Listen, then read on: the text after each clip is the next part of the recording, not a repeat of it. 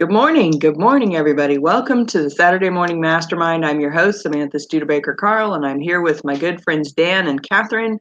And today we're going to be talking about Chapter 6 of The Soul of Money by Lynne Twist.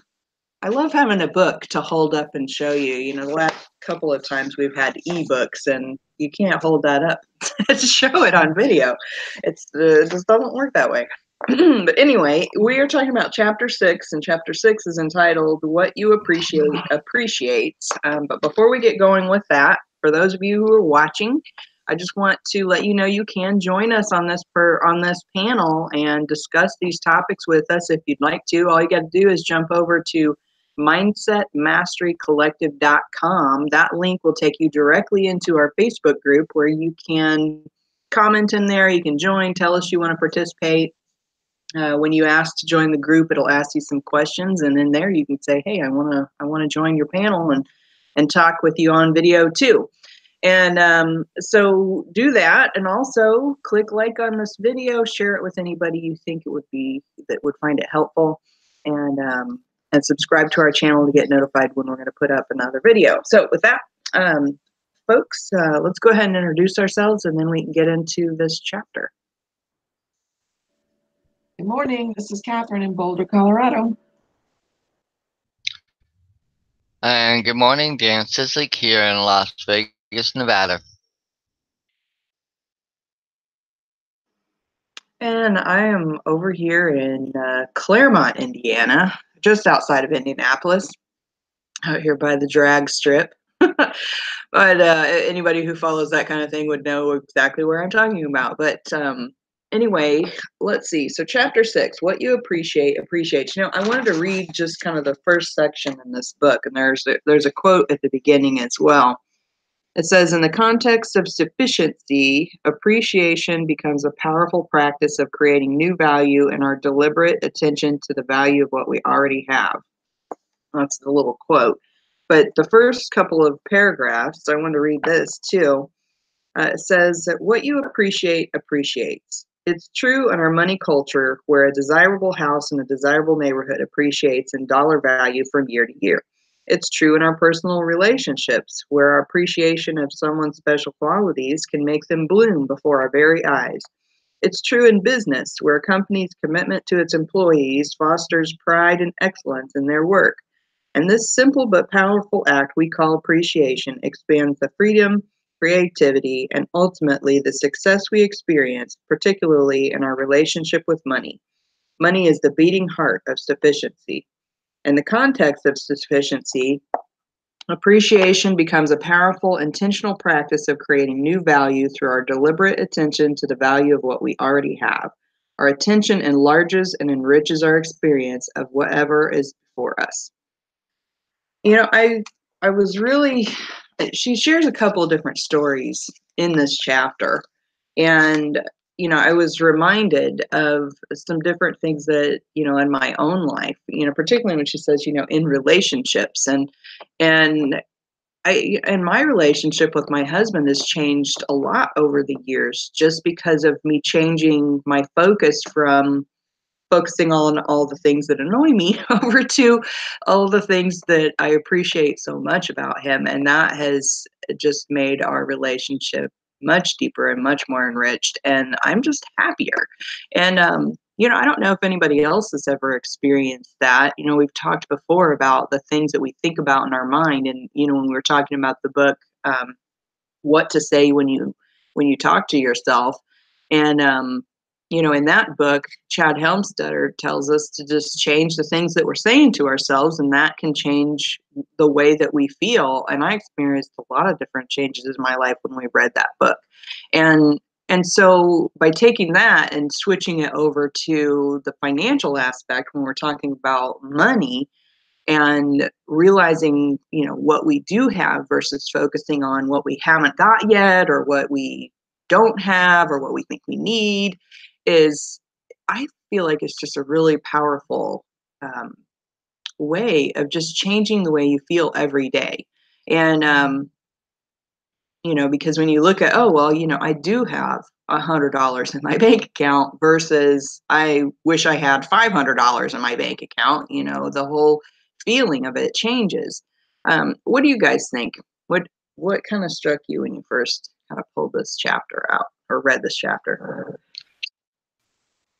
This chapter was because when I read it, I just kept going, oh, never. And I'm coming from now. If anybody's followed us or knows of who I am or what I'm about, I'm an accountant by profession. I understand money, but yet I don't understand money. If you understand context of accounting, yes, I understand how to debit, debits and credits have to balance, how the balance sheet looks like, what it is, the profit and loss, need to understand the flow and everything like that. So with that, but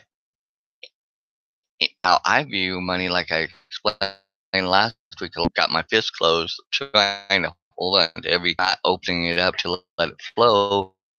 The chapter, I'm reading from a paragraph. She says, when your attention is scarce in your life, family, in your town, then that you're about. That's the wrong song you sing, the vision you generate. You engage in lack and longing and what's missing, and you call other experience. If your attention is on the problems and breakdowns or scarcity, money or scarcity, says there isn't enough, more is better is, then that is where your consciousness resides. Those thoughts and fears grow from the attention you give them and can take over your life. So that's, you know, no matter how much money I have, it doesn't seem like enough. And I'm constantly like, oh, because I have now a situation where, with my HOA, because I was focusing on getting my car paid off so that way I could know I'd have a car to, you know, be able to go to and do work and to do. Because in Vegas, even though it become easier with Uber drivers and Lyft drivers and, you know, things like that, which I do Uber part time. Our bus system here in this town is horrible. I'm being very straight up. I live in one of the most dynamic cities in the world and well known and famous and for entertainment, but our bus system sucks for the people that live here and rely on it. It takes sometimes 2.5 hours just to get to where you need to go.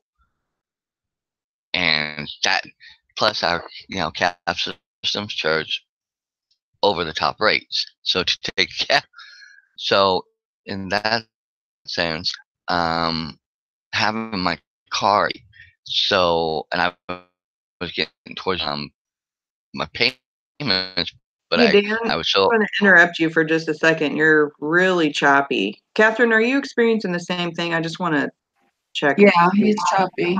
Okay. We're having a hard time understanding what you're saying. I don't know if you want to maybe try and jump off and restart your computer and jump back in again and see if that helps, or if you have an idea of what you can do. Because I really want to hear what you have to say. Let me I'm having trouble hearing you. Log off and come back on, and I'll be.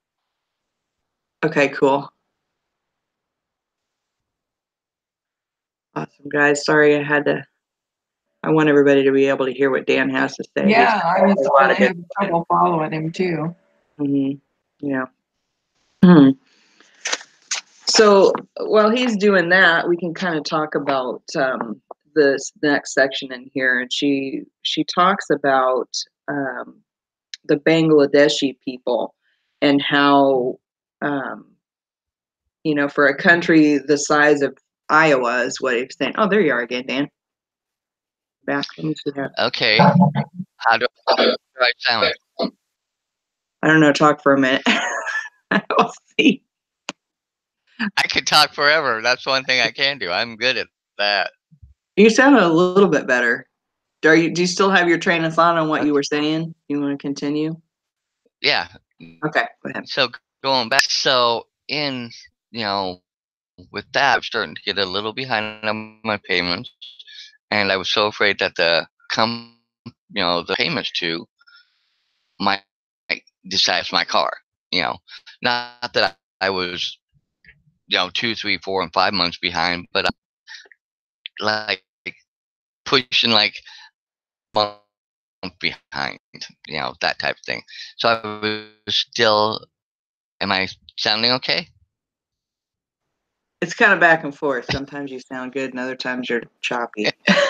Sorry. Okay. No, that's okay.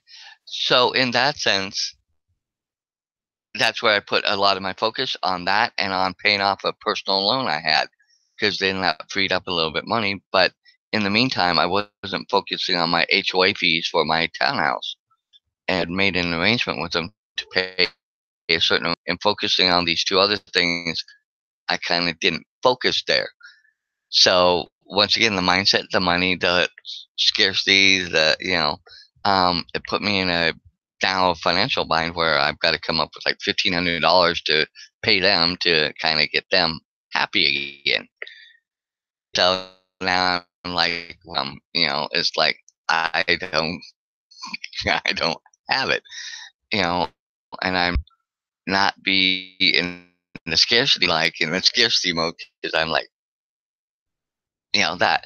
So this book kind of just put things, like the more I change my mindset process of it, how I look at it, and changing, because as we'll see, as we talk about it more, you'll hear from in the book about how people far worse off than me and far worse somehow changed their dynamics, and it didn't happen overnight. And I know this isn't going to happen overnight, but I know that I can change it. It's just I've got to flip speed. So now to let you guys say what you want. Yeah, I was starting to kind of talk about this first story in here. When you jumped off, I thought I'd start that discussion. But in this book, she talks about this group of Bangladesh people and how Bangladesh is, only the size of Iowa, so it's a really small country. And but then it was, let's see, she was saying. Listed by the United Nations as the second poorest country in the world in the late 1970s. And so they got all of this aid from the rest of the world, and the people started seeing themselves as, needy and couldn't take care of themselves. And but then she talks about this little area. She says it's Sylhet in the northern hill region of Bangladesh. And, it was interesting because at the first she's talking about how they had this like, brambles on the edges of their area that they live in that were, completely uncultivatable and, had these poisonous berries on them. And it was something they couldn't even use the land for anything. And when she first started into this, how you kind of have an idea of how you think the story is going to end. And I kind of had this idea that the story was going to end by saying, oh, it turns out those brambles had medicinal qualities. And now they're, but it wasn't that, but it was, it was just interesting how we kind of thought that. But anyway, so, they go in there with a hunger project and they're trying to communicate with the people to try and help them figure out, what are their actual assets? What do they have available to them that can help them make a change in their own community and become self-sufficient? Because the biggest problem is that they were, getting all these handouts, and then they didn't think they could even take care of themselves, and it just kept tumbling worse and worse and worse and worse in their situation. And and through the Hunger Project, she's realized that more often than not, just helping people figure out what their own resources are has been the key to helping them overcome hunger, overcome destituteness, and overcome their situations. And that's one thing I've been really interested in, with her and her project called the Hunger Project. And at first I thought, okay, it's all going to be about getting food to people that can't get access to it. But it's amazing to me how she's turned her whole project into a work of empowering people versus so much just giving them aid.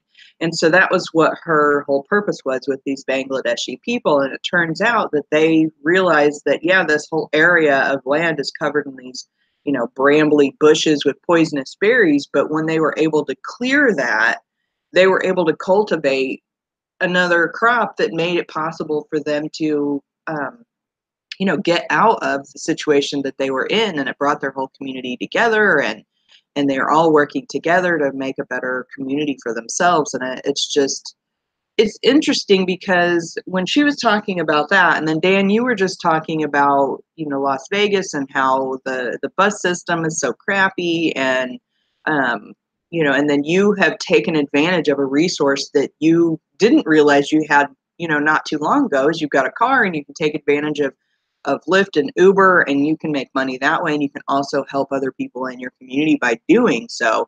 And I've realized just in the past few years with these different tech companies that have popped up that have made it possible for people who would otherwise not be able to be in business for themselves as easily to just pick up, just jump in their car and start earning money, or just, connect with other people online through apps like TaskRabbit, and I know there's a few other ones where you can just get set up with odd jobs. Amazon does the same thing, and it amazes me how just shifting that little bit of thought process can make a big difference in our own lives, just by realizing, oh, we do have a resource that maybe we didn't realize that we had before. And so, of course, that makes me think, okay, well, what resources do I have? Because I've been thinking about trying to switch from working a retail job into doing something else that I enjoy doing, that I can, do for a long period of time and make, a little income on the side too. So I know you guys want to jump in there and add some thoughts to that. I just talked about a lot of stuff there, so I'm going to shut up for a minute.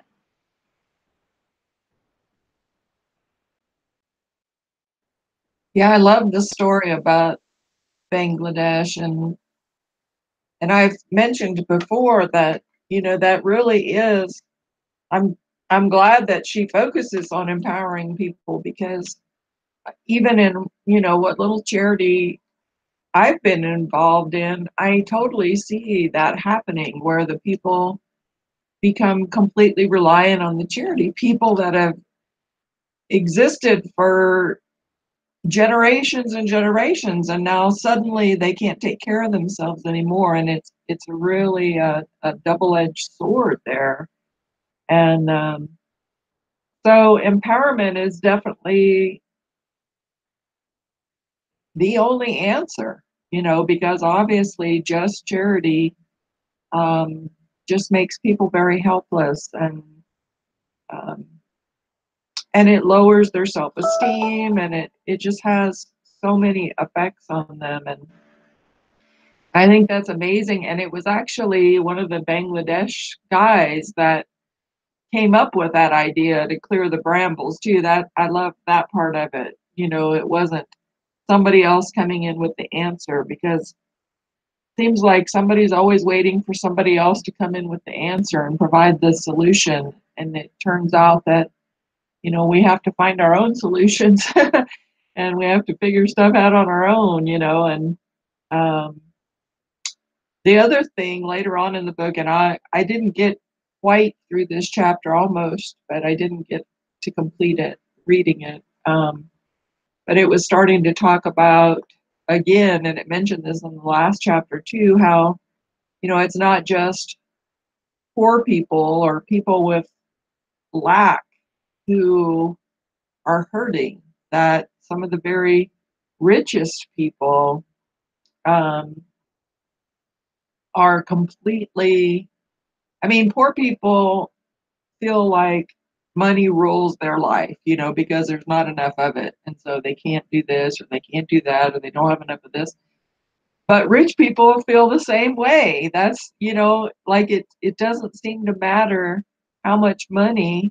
And in fact, sometimes the rich people, especially if they're born into it, it comes with this, long list of responsibilities. And it reminds me, I watch a lot of movies like from the medieval times and the kings and the queens and this and that. And they were always like, in my eyes, selling off their daughter to some prince or king in the next kingdom, because it would strengthen the alliance or whatever. And I thought, oh my gosh, how horrible is that? But that sort of thing is still happening, maybe not in those exact words, but these people born into money, it comes with this set of responsibilities where they can't just marry somebody, some Joe Blow they fall in love with. They have to marry somebody who has a certain amount of wealth or carries a certain amount of respect with their family name or this, that, or the other. And they have to do, they just have this long laundry list of responsibilities that come with that. And again, they too feel like there's not enough. So it definitely comes down to mindset. And this chapter talks about sufficiency and making what you have enough, regardless of how much that is or isn't. and and obviously that has to be a mindset. It has to be, because if there's only enough money to buy rice this week, then rice has to be enough in your mind, or you're just going to perpetuate this series of lack. And we know from Dr. Emoto's experiments how important our words are and the way we think about things, and our I would say our thoughts, not just our words, not just what is spoken, but our thoughts. And if we're constantly feeling like there's not enough, then chances are there's not going to be enough. It's very rare to be in this. I mean, there's times when you kind of feel hopeless, and then suddenly something just shows up in the mail out of nowhere, and you're like, where did that come from? And it kind of shifts you. But I think that's just somehow the universe's little reminder, hey, hey, this is a world of abundance. And so I love. I'm going to have to look into this hunger project more and maybe see how to get involved in that, because from what I'm reading in this book, it just seems like a really great organization. Yeah, I'd be curious to know if they have, I don't know, online workshops or something that you can, you know, uh, encourage other people that in your life that are struggling, to maybe there's something they can learn from that can help them, because I keep saying, but my daughter, I'm concerned about her sometimes, because I feel like she really is struggling financially, and I can see resources that she has that she doesn't realize she has, and I think that a lot of times we can see a bigger picture around other people, that we're like, you got this, you could do this thing, or you could have this, or you could just make this effort in this different way, and they just don't see it. They don't realize that it's there, and they don't listen to us because we're the parents, and at least that's my impression of things sometimes, is sometimes you just you feel like you're banging your head up against the wall because it seems so obvious, but yet the other person is just not listening. And but sometimes they listen to someone else say the exact same thing you've been saying, and then all of a sudden they're taking action and making shit happen. So I don't know, just one of my thoughts that kind of came in there, and I definitely want to look that up and see what there is to offer. But Dan, I know you wanted to jump out. You have some questions. Yeah, I was gonna say. No, I was banging my head, to symbolize the banging the head, like you were talking about, because I've done that. I've actually literally done that a couple times, just out there and going, "What am I not getting?" But I like the point you bring up, that sometimes somebody else will see and try and point it out to us like a good loved one in the family, and we don't ever listen to them. But then one of our friends can come along and say the same exact thing, or even just an acquaintance at work or something can say the same thing, and we're like, "Oh, that's a good idea. Let me try that." And it's like you're like, "Oh."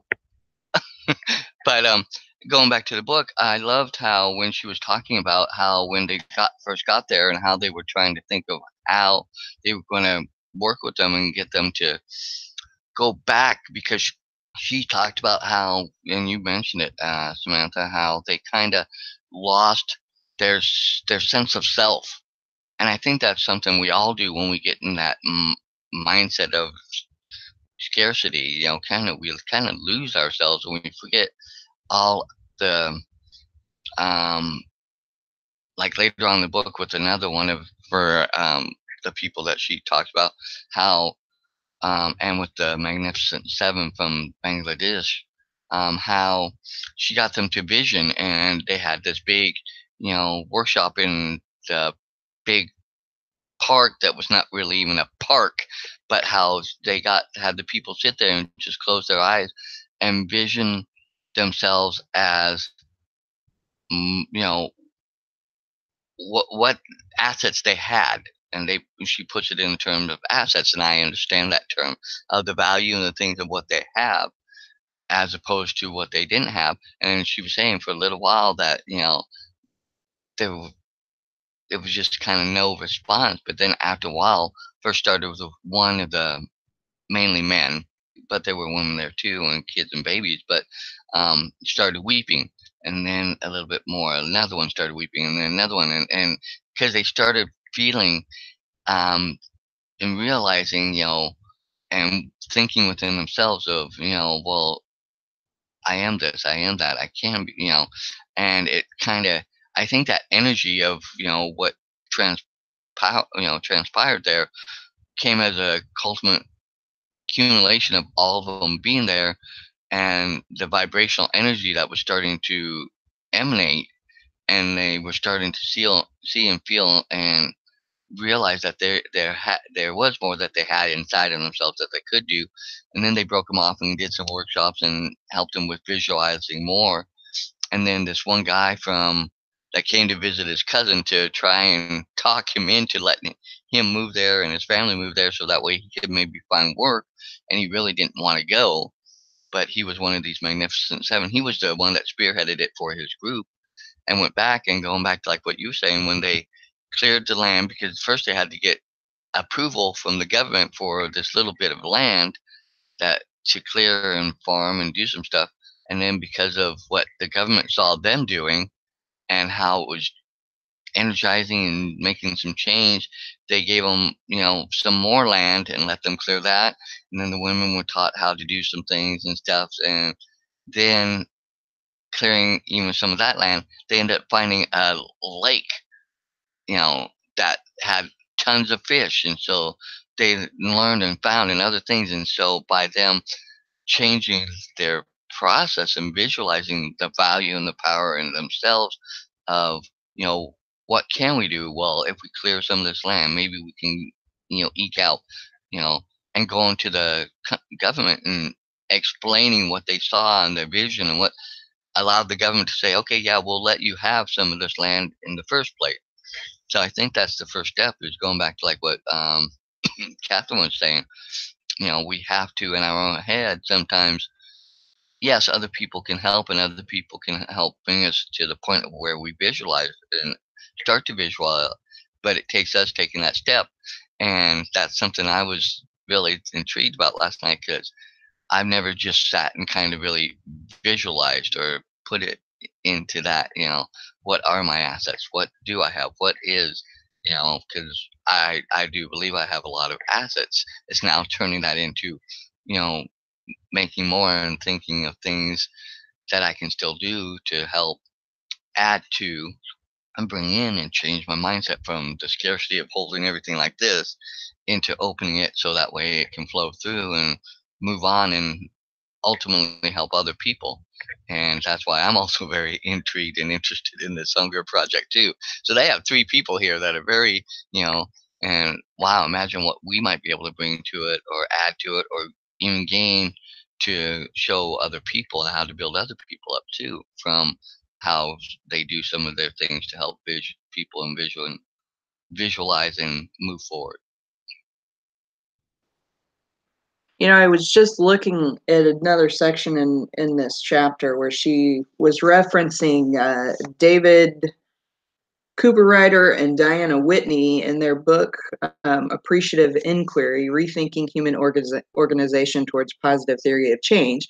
And they talk about shifting our frame of reference from one of problem solving over to one that seeks to identify the resources available for inspiring, mobilizing, and sustaining positive change. And I was reminded how, you were just talking about the people having this vision of what could be possible and the tears that were coming into their eyes. And one thing I was reminded of with that is I think a lot of times we start to think of what we wish our lives would look like, and we can see this big picture, but we can't see how to get from here to there. Or we see that it just seems so overwhelming, and find, and trying to figure out how to make those changes, or we think that the effort that it's going to take is going to be so massive that we just can't do it. And but when they were talking about who was okay, so she goes on to talk about this next woman, Audrey, who was 42 years old, a full-time homemaker. She had an abusive husband, and so she divorces him, but then she feels like she can't do anything because he has discouraged her whole time that she's been married with him. His parents have discouraged her, told her that she's worthless, that she can't do anything. And when she got with Lynne and they were having a conversation, and she says, envision this future for yourself. What does it look like? And then pick it apart piece by piece. How did you solve this problem? How did you overcome these feelings? How did you this? How did you that? And I was reminded of the book by Joe Vitale that's called The Remembering Process. And he talks about doing the same thing, where he says, kind of picture yourself in the future as if you're having a conversation with your future self, and what does your future self tell you that you did to make this happen? And I thought that was just a really powerful lesson on how we can take visualization, and instead of focusing on what the problem is, but is to focus on what the possible solutions are, and actually ask our future self. I think that's just really fascinating. And and I haven't done that yet, but I have been thinking, this chapter is just kind of really kind of switched things around for me in terms of, or not switch things around, but made me think of other possibilities in my life that I could potentially do something with. And so one of the things I've been thinking about is I enjoy caring for plants. It's like a huge part of my life. I enjoy house plants, and I've thought, gosh, if I could just do something with house plants, and that would be, I don't know, so I could make some kind of a business out of that.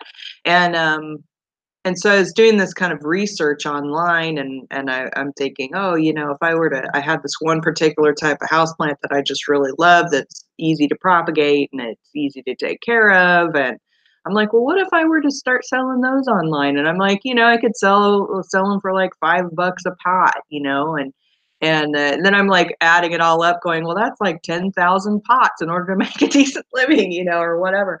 And but then I found this other website where this woman or this business is selling houseplants, and she's selling them for the same one that I'm sitting there thinking about $35 or $5 for. She's selling them for 35, and all of a sudden I'm like, oh dang!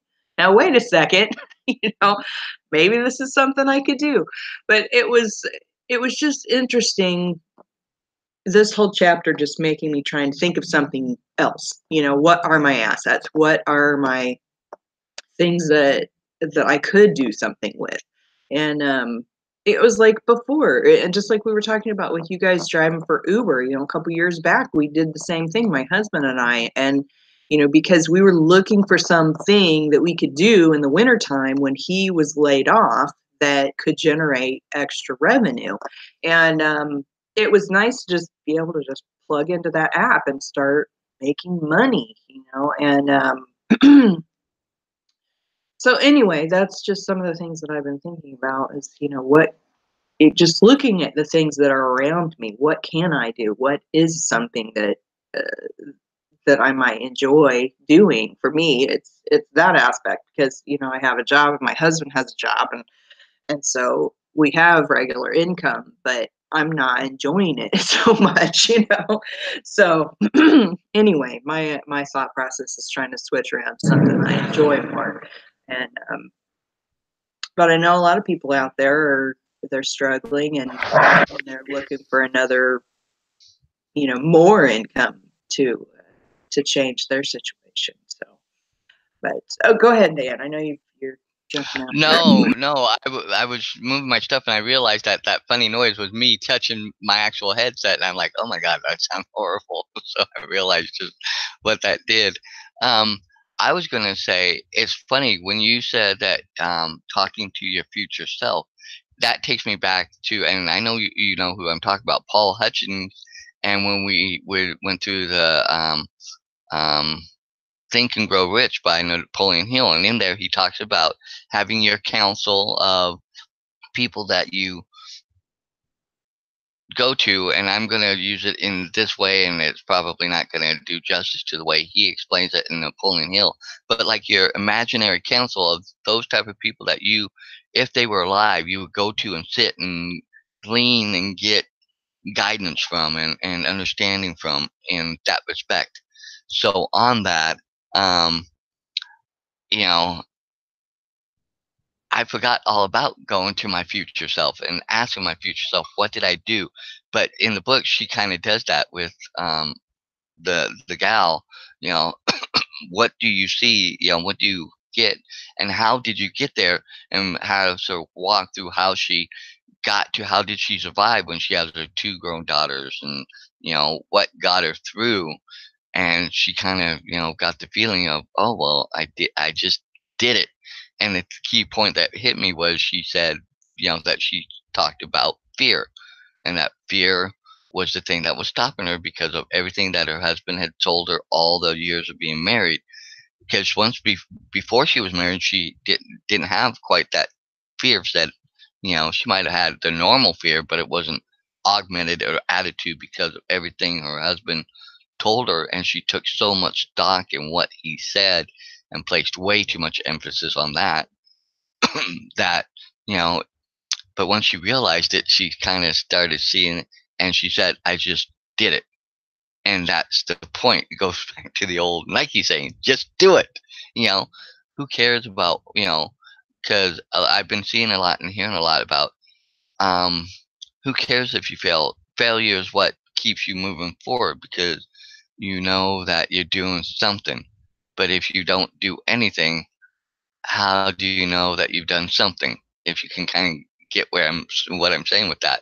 And so with that, that's one of the main points that really hit me the most in this book, was that how she visioned, and you know, and she finally just said, well, fear is my biggest thing.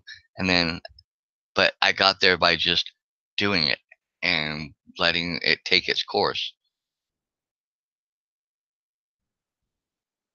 Yeah, it's interesting how we can kind of do that. We can, you know, if we imagine ourselves having a conversation with our older self, what would our older self tell us? And a lot of times it's just stop being such a wussy. You know? I mean, that's the funny way of looking at it. But you know, the other aspect of that story with the woman was, she not only was she saying to look at the assets that you have in terms of your, like, the, you know, what you have, you know, financially or whatever. She was also referring to looking at her internal assets and her talents and skills. What was she saying? um let's see. Well, she's talking about her attitude, her um I can't find it, but either way, she was talking about her qualities of character. Oh, here it is. It says her friends were telling her she was clever, creative, smart, generous, enthusiastic, determined, and had a great sense of humor. And so she wanted to remind her to consider those things as assets as well, and what that could mean in her vision of her future. And she was wanting to design clothing and sell clothing and create a business around that. Of course, everybody had told her that she can't do it. That's, she's not capable, blah, blah, blah. And then when she had this idea in her head and she talked to her future self about it and figured out, oh, well, I just need to learn those things that I don't know, but I can take my my character values and use those in order to take those steps forward and create the life that she was looking for. And then she ended up getting in touch with other entrepreneurial women and getting involved in a community of business people and just learning what she had to do and just start taking those little steps to make the changes. And that is, it kind of comes back to that whole thing was we get this idea in our head and we think it's so overwhelming and how can we possibly get there? But then we have to realize, okay, we've got to take these first little steps, and it takes little steps and little steps in order to create this big thing. And I think that we forget that sometimes, and I'm reminded of it kind of on a not daily basis necessarily, but um, it's like right now I'm in process of switching from one software program over to another one for our trucking business. It's a financial program. We're switching over to QuickBooks, and I'm looking at all of this data that I have to move from one to the other in order to have this change, and it's so overwhelming to think about it. But then I'm like, all right, we just take it one step at a time. Just move this, then move that, then we'll just go from there, and eventually it'll get done. It may take me 6 months, but eventually I'll get there. And we just have to realize it just takes those little steps to accomplish something really big that seems so big. But we can definitely do it. We just have to start. And that, I feel like, is the biggest thing, is recognizing that you can do it and then just start to do it. And the only thing, like what you were saying, Dan, the only thing that's holding us back most of the time is the fear. And it could be fear of overwhelm. It could be fear that you can't do it. It could be fear that, maybe you're not capable of it. It could be fear that it just won't work. I mean, who knows? But more often than not, what's holding us back is fear of something happening, or fear of something not happening, or, I don't know. But Catherine, I know you've got some valuable stuff to add to our conversation. Jump out. Well, I think a lot of people find themselves in a state of overwhelm today. And, there's a lot of reasons for that. People are, of course, working, but people have always been working. But I think social media, has really contributed. Just somebody having access to you 24/7, or a lot of people having access to you 24/7. I look back at my childhood and I think about, the rotary phone on the wall, and, nobody called after 9 o'clock at night, and you didn't go to somebody's house after dark. And like there were all these rules that kind of protected people's lives and their downtime. And now people don't have downtime. And it talked about that. I can't remember if it was the last chapter or the chapter before. It was talking about the Microsoft women and the number of hours that they were working a week, and how their biggest disappointment was that they were making all these promises to their families, their children, to their husband. When this project's over, I'm going to do this, but there's always the next project. So, and they felt very upset with themselves, and even though they were doing everything that they could do, they were just in a state of overwhelm. And I think a lot of people find them, I know I do personally, find myself in a state of overwhelm a lot.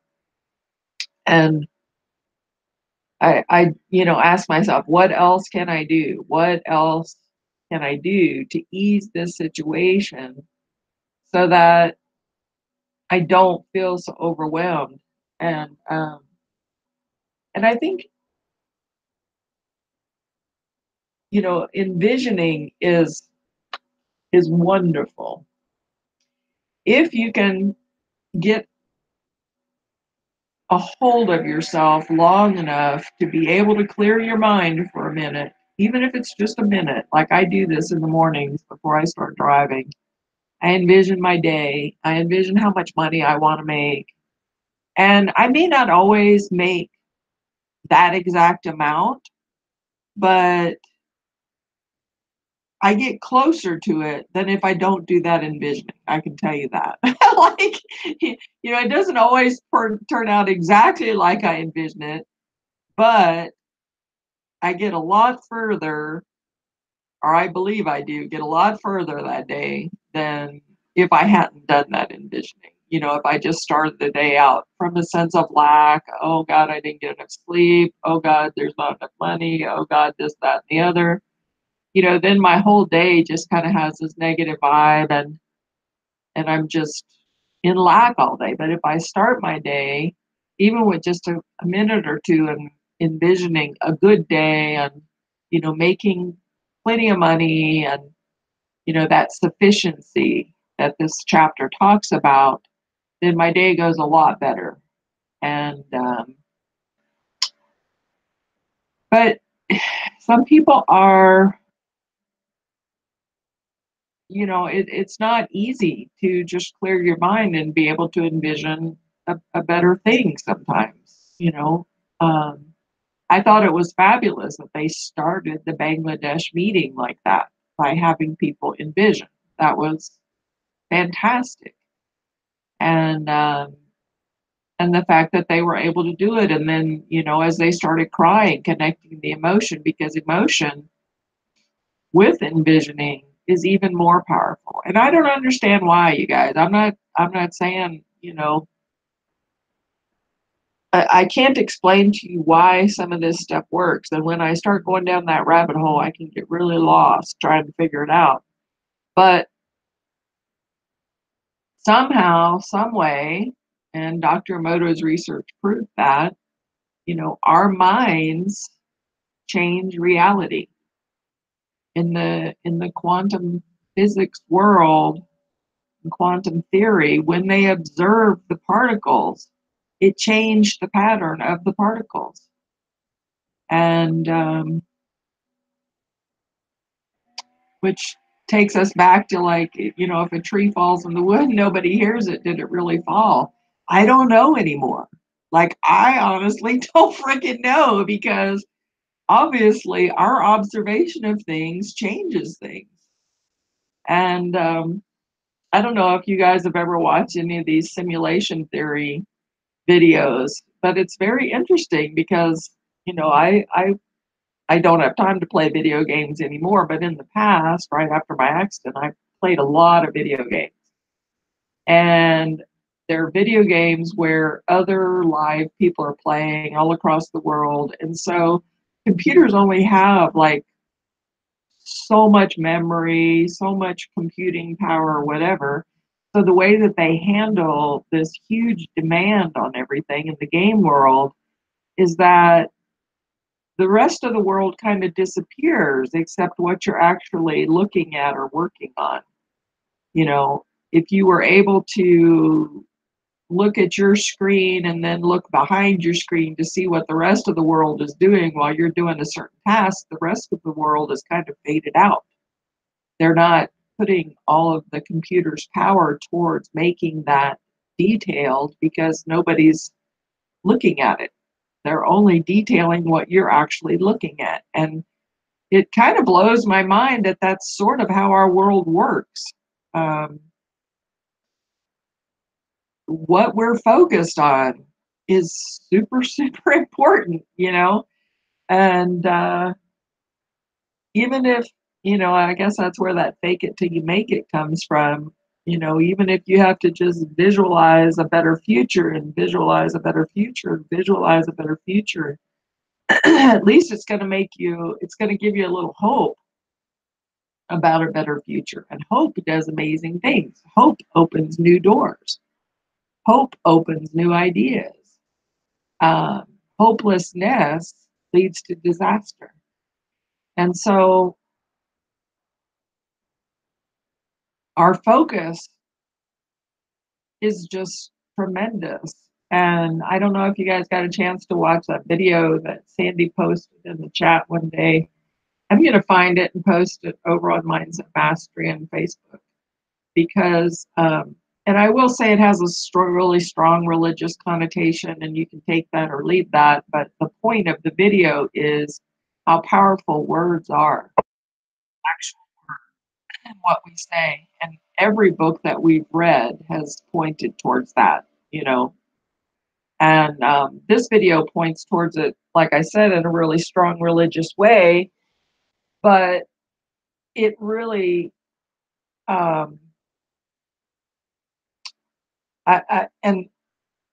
you know, some of my, I wish I could handle certain situations better and not say some of the words that I do because I understand the power of words, you know, but sometimes we still just go off at the mouth and say things we shouldn't say. But I really try to control, you know, my thoughts and my words because they do change reality. And I thought that that video did a great job of reminding me of that.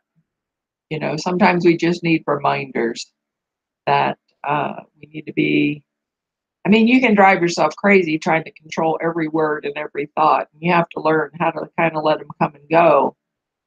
But like money, you know, that's what this book talks about. Money's like water, going back to the first, I think it was in the first chapter. You know, money's like water. There's a flow to it, and it just kind of comes and goes, and it's not ours. And another book that I'm reading is talking about how all these thoughts are ours. And I've, you know, we've talked about that many times before, how there's like this collective consciousness of thoughts. And sometimes thoughts just come and we can't necessarily control them, but we have to learn to let them go. Because if we stay focused on them, then it's our focus is misplaced again. So I think all these books that we read are just really life-changing if we can allow them to be. And we're human, you know, we get off track and we just have to pull ourselves back on track. And that's why having groups like this where we meet and remind each other is so important.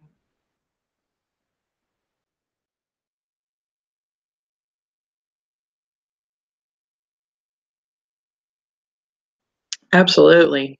'Cause I mean, I can tell you just in gosh, in the few years that we've been doing this, I've just shifted my mindset so many times on so many different levels that has just changed my life entirely. I mean, my life does not look the same as it did before we started all of this.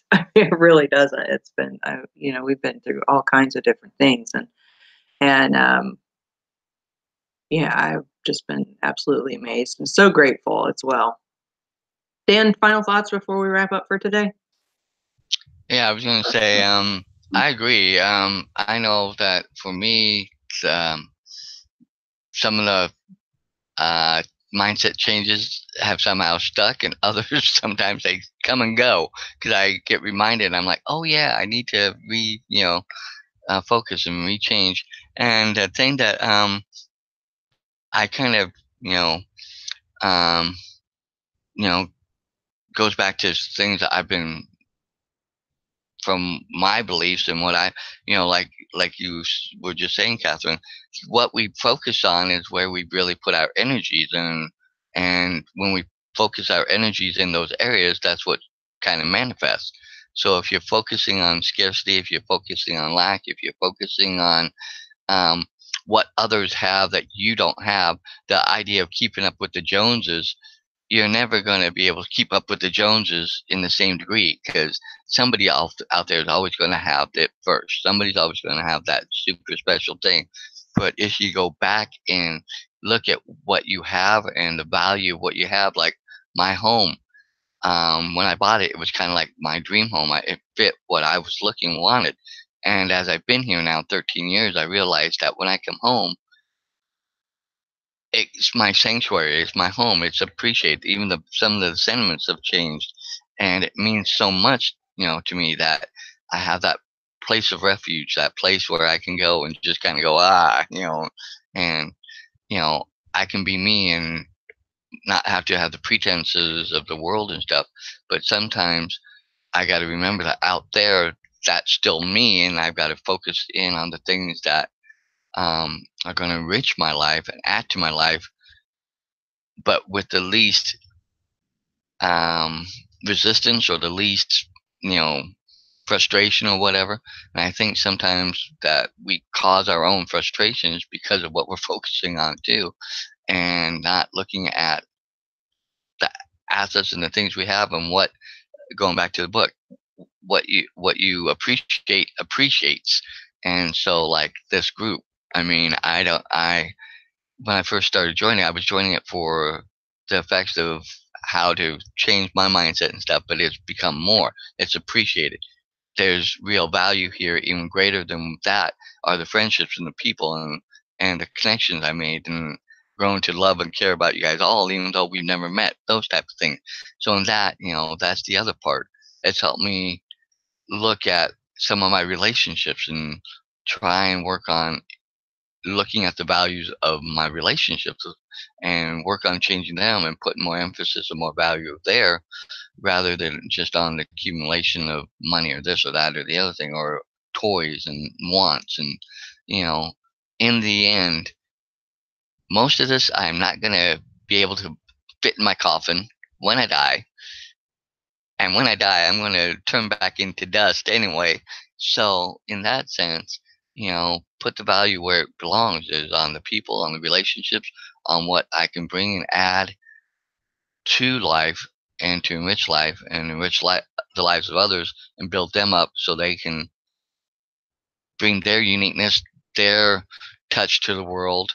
So that way, because there's room for everybody. That's the one nice thing about sufficiency. There's room for everybody. I'm going to use a quick analogy. As you drive down the street, you see a McDonald's here, and then you might drive another few blocks or another mile. You might see another McDonald's, or you might see Burger King, or you might see, you see all different sorts of shops and businesses and stuff, and somehow they all survive and stuff out there. Yes, there are others that don't survive, but that partly, I think, in turn to how we look and view and take things, and mismanagement, not understanding things too. That's the other part of it. But that's the one thing that boggles my mind is I look down and I can see on all these, there's room for everybody to be there and have their little space in the world. So that's my thought.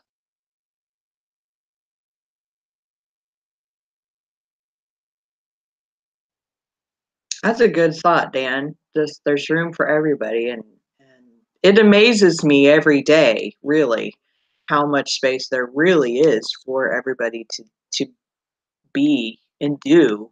And I mean, you look at Indianapolis. I mean, Indianapolis is a big city, and there's a lot of people, but you can see that there's tons and tons of the same kind of businesses, and a lot of them they're all doing really, really well. I mean, even though, well, it's like with Amazon being what Amazon is, and yet at the same time, if you go into some of these industrial complexes, it's not just Amazon, it's Target and Walmart and even some big online retailers I've never even heard of.